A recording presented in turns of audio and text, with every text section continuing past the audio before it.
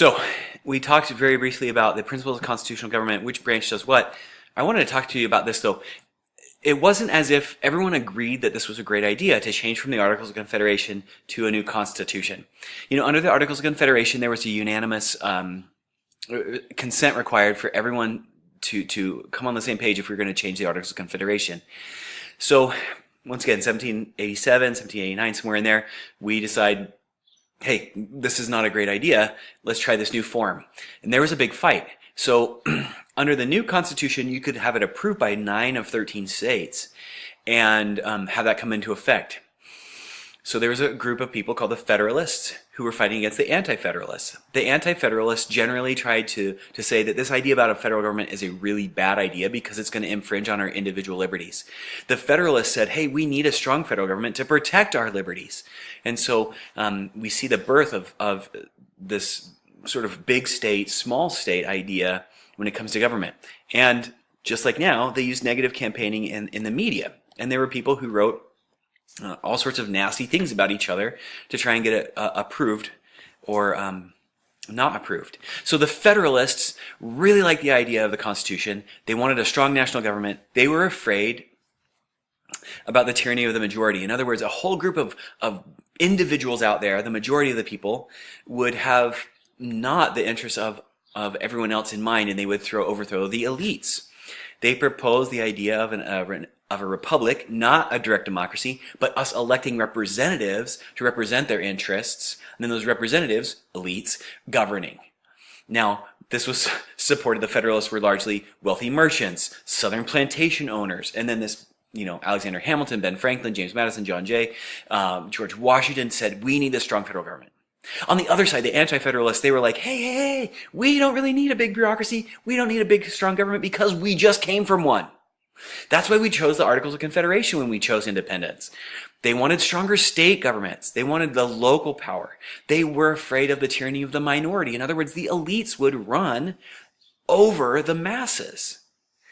Once again, we have this electoral college in part because it was a choice for the federal system to empower the elites to maintain longevity and prosperity in the face of very quickly changing public opinion of the vast majority of the people. So the Anti-Federalists said, hey, we don't want this minority of wealthy people running the government. We want to give every individual power. And these Anti-Federalists said, we would like to have some restrictions placed on the federal government. We would like them to stay out of our business. And so interestingly, more rural people, more people farther from power wanted to not to have this federal government. Anyway, a lot of people had this massive fight between the Federalists and the Anti-Federalists. And if you look today, we still have this big divide. We have largely Democrats who would say we need a stronger federal government. We need this stronger federal government to give power and protection to everyone equally. And the Anti-Federalists are more like individuals. They want stronger state governments, more like the Republicans. They say we want stronger state governments. We want to be able to protect individual liberties in the face of federal government overreach. Now, they don't exactly line up, Democrats and Republicans today, but we see this question about how much power should each have at the start of the Constitution. And we've been fighting about it for 200 years.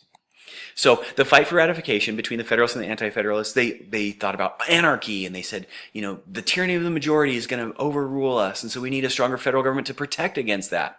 They'd just seen Shays' Rebellion, the tyranny of minority. So the Anti-Federalists were saying, this small group of people, these elites are going to run over us.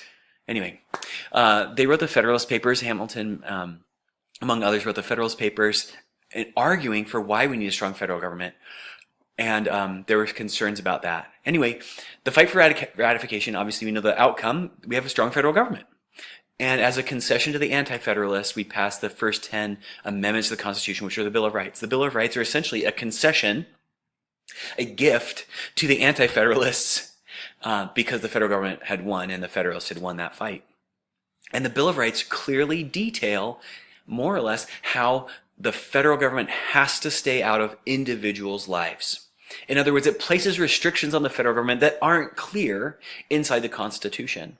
So when we pass the Constitution, and that, the Federalists win, we have this Constitution, immediately more or less, over a very brief period of time, we passed these 10 amendments to the Constitution that give individuals more power in the Bill of Rights. And so when we talk about equality and liberty and all these things, we have to get this bigger sense of where it comes from, because it's not as if it appeared out of nowhere.